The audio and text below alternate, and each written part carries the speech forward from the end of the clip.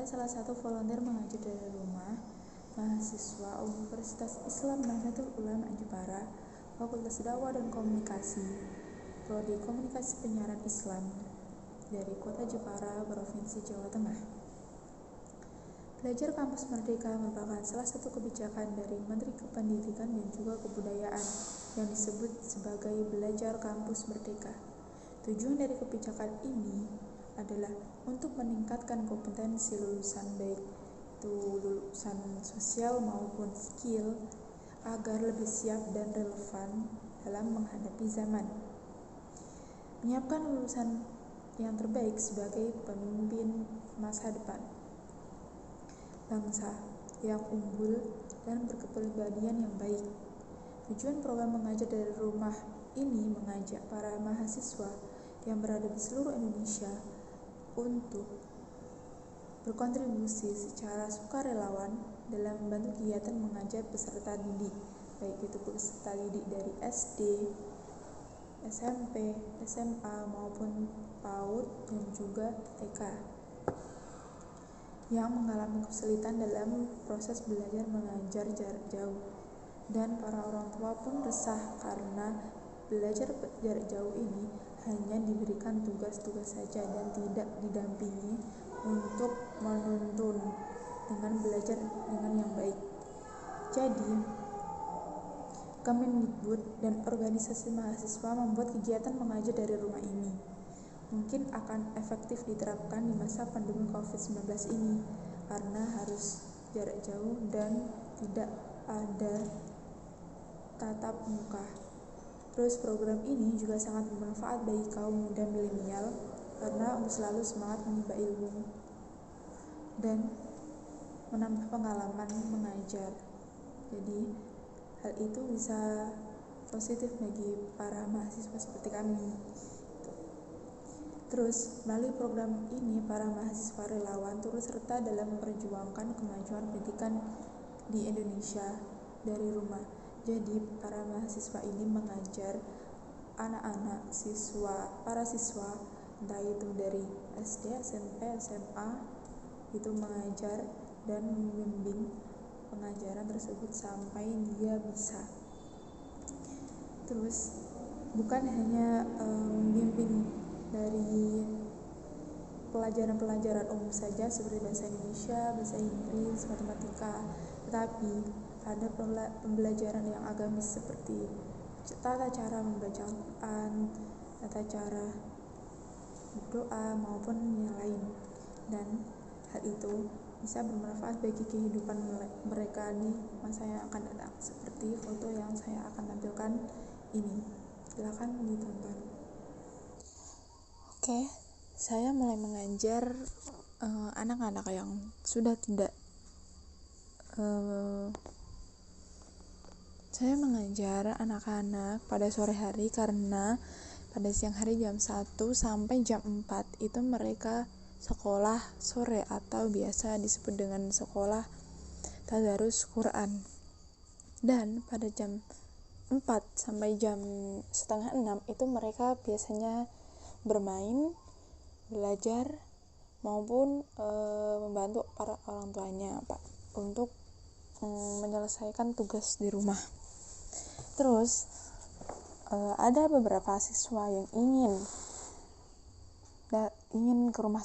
datang ke rumah saya untuk diajarkan cara-cara gimana sih belajar dengan mudah dan bagaimana mereka itu bisa bukan menguasai tapi memahami materi yang belum diajarkan oleh gurunya, dan gurunya pada saat itu hanya memberikan tugas, yaitu seperti harus mempelajari bab matematika, bab logika, bab perkalian maupun yang lainnya. Dan mereka, para siswa itu bingung karena mereka belum tahu seperti apa dan mereka hanya membaca dan juga melihat saja. Jadi mereka mempunyai inisiatif untuk datang ke rumah saya untuk belajar dan juga ingin mengetahui perkalian itu seperti apa dan juga bab-bab yang lainnya, bukan hanya matematika saja tetapi mata pelajaran yang lainnya seperti bahasa Indonesia, seperti bahasa Inggris, dan juga yang lainnya. Dan rata-rata siswa yang datang ke rumah saya itu dari kelas 1 SD sampai SMP. Walaupun ada beberapa 1 ataupun 2 anak yang dari SMA, tapi paling banyak itu anak-anak SD. Dan anak-anak SMA itu mereka belajar tentang teknologi, memanfaatkan teknologi dan juga yang lainnya. Seperti pada gambar ini. Anak-anak pada sore hari datang ke rumah saya dan meminta saya untuk mengajarkan bagaimana sih cara membaca puisi dan juga cara membaca cerita di depan kelas agar tidak gugup dan juga tidak grogi. Dan mereka bisa menceritakan dengan baik, tidak bertele-tele maupun mereka lupa akan tentang cerita yang ingin disampaikan pada kelasnya. Jadi mereka belajar bagaimana sih cara menyampaikan, cara membaca dengan baik. Dan mereka ada yang beberapa membawa HP Android untuk mendengarkan tentang referensi cara membaca puisi yang baik dan benar di YouTube. Meskipun di situ saya berusaha, tetapi mereka pun saya berikan peluang untuk mencari di YouTube cara membaca puisi yang baik. Dan yang kedua itu mereka mempelajari tentang matematika, tentang bab perkalian dan juga pembagian maupun pertambahan dan juga di dalam kurung seperti yang ada di gambar. Terus bukan hanya soal SD, SMP maupun SMA, tetapi ada yang belajar tentang tadarus Quran, yaitu seperti sekolah diniyah yang mempelajari dari awal cara membaca huruf hijaiyah sampai bisa melafalkan surah-surah dan bisa hafal dari mulai huruf hijaiyah, alif, bata sampai mereka mempelajari tentang tajwid, entah itu guna, gambila guna dan juga yang lainnya. Mereka harus menghafalkan ilmu-ilmu tajwid karena itu sangat penting dalam belajar membaca Al-Quran. Dan pada saat sore hari ketika ingin pulang mereka berpamitan dan juga ingin belajar lagi pada keesokan harinya ataupun hari-hari di mana mereka mempunyai waktu luang untuk belajar. Dan meskipun tidak ada tugas tetapi mereka punya rasa ingin belajar gitu, rasa ingin belajar dan juga ingin mengerti tentang materi-materi yang belum disampaikan oleh gurunya. Dan pada hari berikutnya yaitu mereka sedang membaca pelajaran bahasa Inggris, yaitu tentang cerita, legenda, mite ataupun yang lainnya. Karena pada hari itu juga mereka mempunyai tugas yang diberikan oleh gurunya, yaitu merekam suara maupun video. Itu mereka bercerita dengan menggunakan bahasa Inggris. Jadi mereka yang belum mengerti tentang cara membaca bahasa Inggris, mereka bisa paham. Mereka saya suruh membawa kamus, dan yang tidak punya kamus saya beri pinjaman kamus saya, kamus bahasa Inggris, dan mereka harus mencari terlebih dahulu kosakata yang seperti search itu artinya apa dan cara membacanya itu bagaimana. Dan mereka harus mengerti tentang tanda titik, koma, dan tanda seru ataupun dan yang lainnya, entah itu di percakapan ataupun di dalam cerita tersebut. Jadi setelah itu mereka menghafal dan juga harus bisa mengerti arti dari cerita tersebut.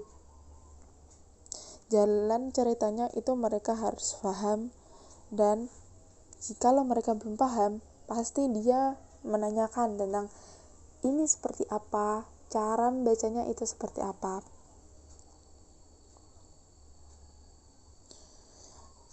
Dan selanjutnya itu karena kondisinya hujan, jadi yang belajar itu cuma beberapa, tapi mereka punya semangat untuk belajar.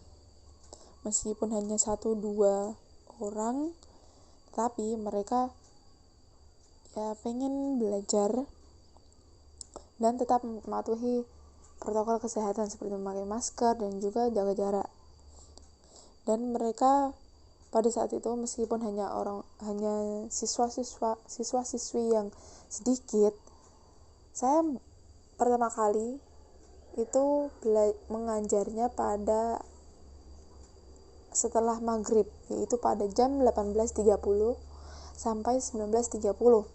Waktunya hanya 1 jam.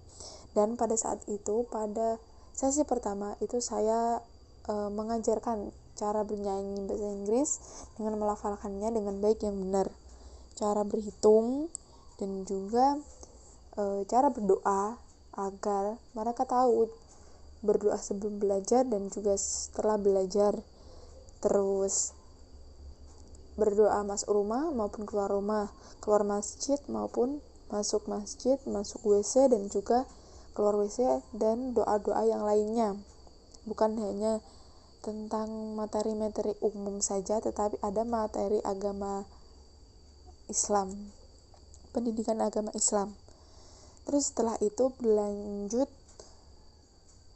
itu karena kondisinya masih tetap hujan, jadi saya mengajarnya itu menggambar dan juga mewarnai dengan baik agar tidak keluar dari goresannya, dan harus mengetahui kombinasi antara warna merah dan juga warna hijau, warna merah dengan putih ataupun warna yang lainnya. Jadi mereka itu mengerti warna hijau dengan warna pink itu tidak bisa disatu padukan. Jadi mereka mempunyai alasan bagaimana mereka bisa mewarnai seperti ini, entah itu dari pemikirannya ataupun dari apa yang telah mereka lihat, entah itu di YouTube, di TV, ataupun di majalah-majalah dan juga koran. Karena sekarang ini kan mereka juga membaca koran, membaca majalah, melihat televisi, dan juga tentunya yaitu HP Android, karena mereka mayoritas kalangan menengah dan banyak dibekali oleh para orang tuanya itu HP Android. Jadi mereka ya belajarnya menggunakan Android, meskipun ada saya itu tetap menggunakan HP Android untuk referensi yang lainnya. Terus selang beberapa waktu, karena kondisinya masih hujan dan juga masa pandemi, jadi saya mengajarnya sedikit demi sedikit. Saya ke rumah siswanya dan juga saya mengajar bagaimana itu mereka tahu cara belajar mengajar, cara bersikap pemberani di depan, dan juga mempunyai sifat percaya diri, entah itu bernyanyi di depan kelas ataupun bercerita di depan kelas. Jadi gurunya itu tahu potensi anak-anak yang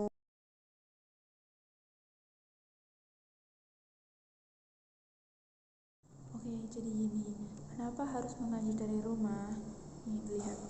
Program mengajar dari rumah pada beberapa waktu silam, di mana para mahasiswa yang tersebar di seluruh Indonesia berkontribusi secara sukarela untuk membantu kegiatan belajar mengajar siswa-siswi PAUD hingga SMP yang mengalami kendala dalam pelaksanaan metode pembelajaran jarak jauh atau PJJ.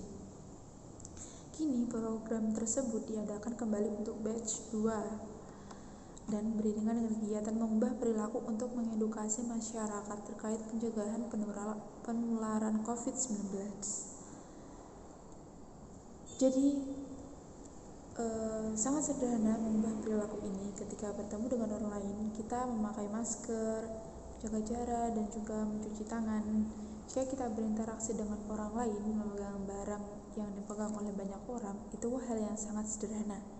Tapi jika dilakukan terus-menerus tanpa mengenal lupa, tanpa mengenal lelah, maka pandemi ini akan segera berakhir. Dan Menteri Pendidikan dan Kebudayaan Nadiem Makarim dalam sambutannya menyampaikan rasa kagum dan bangga kepada relawan mengajar dari rumah karena di tengah keterbatasan sudah berjiwa besar dan tanpa pamrih membantu masyarakat dengan cara mengajar dari rumah, seperti mengajar di rumahnya sendiri, para volunteernya, ataupun para volunteer ke rumah siswa-siswinya untuk mengajar gitu. Terus selain mengajar, relawan juga membantu dalam menjaga kesehatan mental para murid. Oleh karena itu, semua upaya relawan dapat terbalaskan dengan kebahagiaan, dengan melihat mereka yang sudah bisa belajar dengan baik dan mengerti tentang pembelajaran materi-materi yang belum disampaikan oleh gurunya. Mereka bisa mengerti karena para volunteer sudah mengajarkan apa yang belum dipelajari oleh para siswa-siswinya, entah itu dari SD, SMP maupun SMA. Dan belajarnya itu bukan hanya matkul, tadi sudah saya bilang, bukan hanya mata pelajaran umum, tapi ada yang akademis, kesenian, dan juga non akademis. Sekian video dari saya. Wassalamualaikum warahmatullahi wabarakatuh.